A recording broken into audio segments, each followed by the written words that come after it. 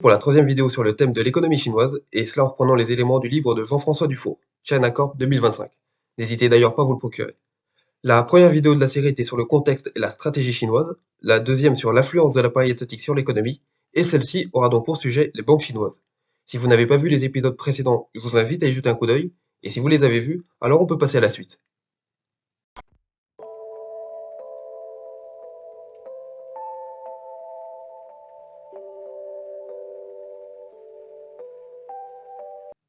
Le second acteur essentiel dans la construction de la politique industrielle chinoise sont les banques.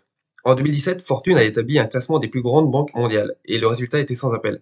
Les 4 premières étaient chinoises.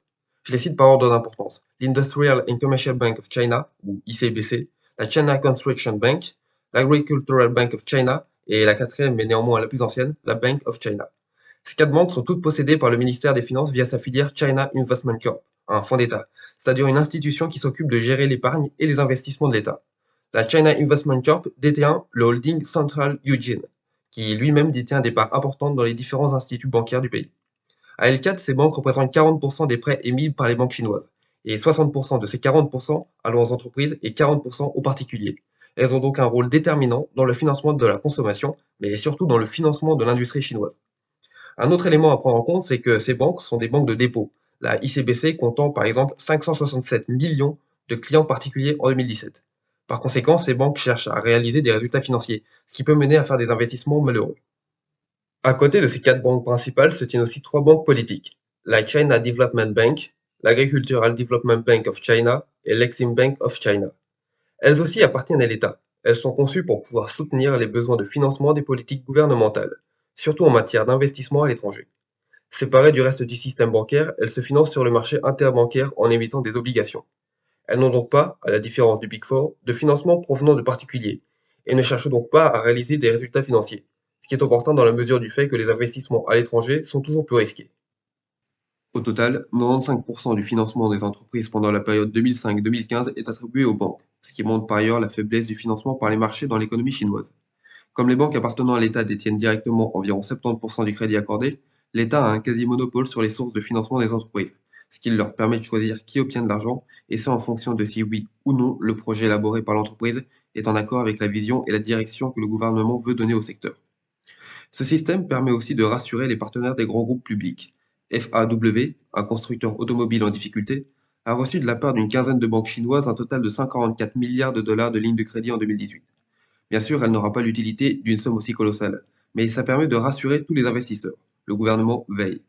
Et de plus, FAW étant implanté dans le nord du pays, une zone touchée par des problèmes économiques, cela permet de rassurer la population. Le cas de Huawei est aussi intéressant à connaître si l'on veut prendre la mesure de l'ampleur des moyens de financement dont dispose l'industrie chinoise pour se développer. Ce groupe, créé en 1987 par Ren Zhengfei, un ancien officiel de l'armée populaire de libération, a reçu rapidement le soutien du gouvernement, peut-être en raison des relations de son fondateur au sein du pouvoir, puisque l'armée est rapidement devenue un de ses clients, mais surtout parce que les décisionnaires ont rapidement pris conscience de la portée stratégique du secteur des télécommunications. Après s'être développé sur le marché domestique, Huawei se lance, en 2004, sur le marché international. Cette année-là, avec un chiffre d'affaires de 3,8 milliards de dollars, il représentait un sixième du chiffre d'affaires du leader mondial, Ericsson. La China Development Bank lui accorda une ligne de crédit de 10 milliards de dollars, ce qui lui permit de remonter en 5 ans aux trois quarts du chiffre d'affaires d'Ericsson, en atteignant 21 milliards de dollars. En 2009, la China Development Bank lui accorda encore 30 milliards de crédits supplémentaires. Et 8 ans après, en 2017, Huawei atteint le premier rang mondial des équipementiers télécoms, avec 92 milliards de chiffre d'affaires. Même en se cantonnant à la partie infrastructure de son activité, qui ne représente que la moitié de son chiffre d'affaires, elle produit autant de richesses que Ericsson et Nokia réunis, numéro 2 et numéro 3 mondiaux du secteur. La comparaison avec la situation d'Alcatel-Lucent n'est pas reluisante. En 2012, ceux-ci ont dû mettre en gage leurs brevets, donc hypothéquer leur fonds de commerce, pour pouvoir obtenir un prêt de 2 milliards de dollars. Triste situation pour le franco-américain qui était encore au-dessus de Huawei en 2009, mais qui ne pèsera plus que le quart de leurs concurrents chinois l'année précédant leur absorption par Nokia en 2015. On voit donc que le soutien du gouvernement chinois est un gage de réussite important. Il peut offrir des financements quasiment illimités. Mais il y a toujours une condition. Si l'investissement que l'entreprise compte réaliser ne présente aucun intérêt stratégique, le gouvernement n'accordera pas de crédit ni de soutien. À ce sujet, le cas du rachat de Saab et de Volvo est intéressant. Geely, qui a racheté Volvo pour 1,5 milliard de dollars, a reçu le financement de plusieurs grandes banques chinoises. En revanche, la proposition de rachat pour 500 millions de dollars du constructeur Saab par d'autres constructeurs chinois n'a pas reçu de financement de la part des banques. Une raison explique cette différence de traitement. Ford a inclus dans la vente de Volvo la cession de brevets et le transfert de technologie, alors que General Motors n'a pas laissé de clause cédant aux nouveaux propriétaires de Saab les droits d'exploitation des brevets liés à l'entreprise. Le gouvernement a considéré que cette somme pourrait être plus intelligemment investie dans le cadre de la politique chinoise et que par conséquent, il n'était pas nécessaire de dilapider de l'argent pour acheter un actif n'apportant pas de réelle plus-value sur le long terme. Le fait que les entreprises chinoises aient recours à énormément de crédits plutôt qu'à des investisseurs financiers pour obtenir du capital a une conséquence évidente. Les entreprises chinoises sont parmi les plus endettées du monde. Au total, la somme des dettes des entreprises chinoises atteint 160% du PIB chinois. En comparaison, dans l'Union européenne et au Japon, on atteint 115%, et aux États-Unis, on arrive à 84%. Ce genre de situation favorise l'apparition d'entreprises dites zombies. Comme je l'ai déjà dit dans la première partie, ce sont des entreprises extrêmement endettées qui ne survivent qu'en faisant rouler leurs dettes. Comme un zombie qui marche alors qu'il est mort, les entreprises zombies survivent alors qu'elles devraient déposer le bilan. Les entreprises du SASAC sont assez épargnées, pour lesquelles on rapporte un ratio dette active de 66% en moyenne. Mais dans les entreprises publiques régionales de plus petite taille, on a des cas de surendettement très importants.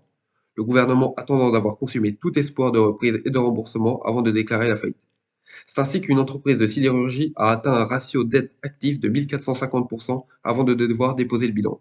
Et même après ça, les autorités tentent de choisir la voie de la restructuration plutôt que celle du démantèlement. Du coup, quand bien même les entreprises font faillite, elles ne le font toujours qu'en dernier recours. Même avec des niveaux d'endettement très hauts, comme le gouvernement privilégie la stabilité et le maintien des capacités industrielles, il est fait en sorte que les activités de l'entreprise continuent le plus longtemps possible, et ce, quand bien même ils accumuleraient des pertes constantes. Par exemple, le groupe Singlin, fabricant de panneaux photovoltaïques basé dans la province du Hebei, dans l'est de la Chine, est parvenu, malgré des pertes constantes entre 2010 et 2018, à survivre 8 ans rien qu'avec des prêts bancaires, jusqu'à atteindre 3 milliards de dollars de déficit. Elle ne doit cette survie qu'à son statut d'entreprise active dans un domaine stratégique, ce qui lui a valu un soutien quasiment inflexible du gouvernement et des banques. Le désir du gouvernement est à la fois de supprimer les entreprises zombies qui captent des financements, mais aussi de conserver les entreprises stratégiques, même si elles ne font pas encore de profit. On peut y reconnaître les théories de Friedrich List. Le savoir-faire prime sur le rendement immédiat.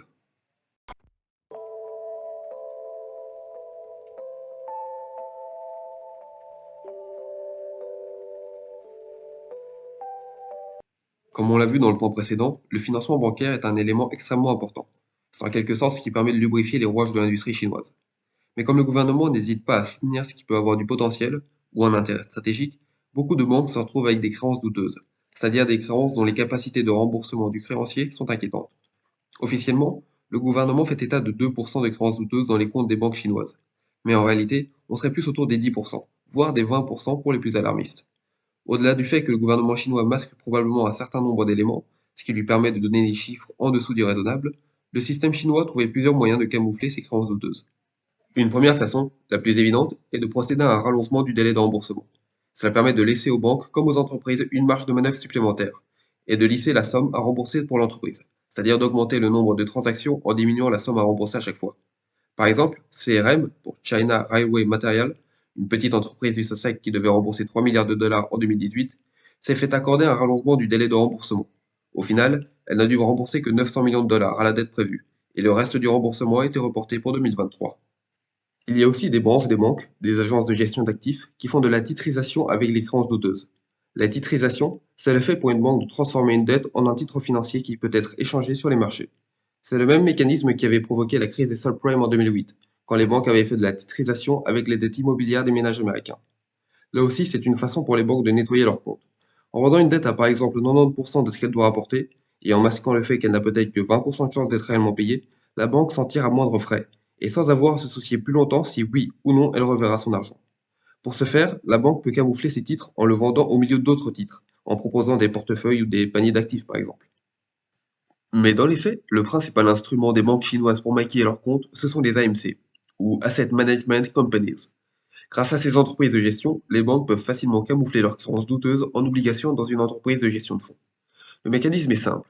Les AMC émettent des obligations qu'achètent les banques ayant des créances douteuses. Avec l'argent obtenu grâce à l'émission d'obligations, l'AMC va ensuite racheter les créances douteuses de la banque. De cette façon, pour les comptes de la banque, les créances douteuses se transforment en actifs financiers, ce qui permet d'alléger le bilan. Et comme les obligations sont à 10 ans, si l'entreprise à l'origine des créances douteuses doit rembourser dans l'année, ce tour de passe-passe lui donne un délai de 10 ans supplémentaires pour rembourser, puisque l'AMC ne réclamera pas l'argent tant qu'elle ne devra pas elle-même rembourser la banque. Mais parfois, on ne peut pas cacher la réalité, et on doit constater le défaut de paiement de l'entreprise. Pourtant, il y a encore une façon de s'en sortir de façon relativement satisfaisante pour tout le monde. On peut simplement transformer la dette en prise de participation dans le capital de l'entreprise. De cette façon, l'entreprise ne doit pas déposer de bilan, la banque ne doit pas constater un trou dans ses comptes, les travailleurs ne perdent pas leur emploi, et l'État est satisfait puisqu'une certaine stabilité est conservée. Comme exemple marquant, on peut noter Sinosteel, un sidérurgiste de la Sasac, qui a connu une restructuration de sa dette en 2016. Elle est parvenue à un accord avec ses créanciers pour transformer 9 milliards de dollars de dette en capital.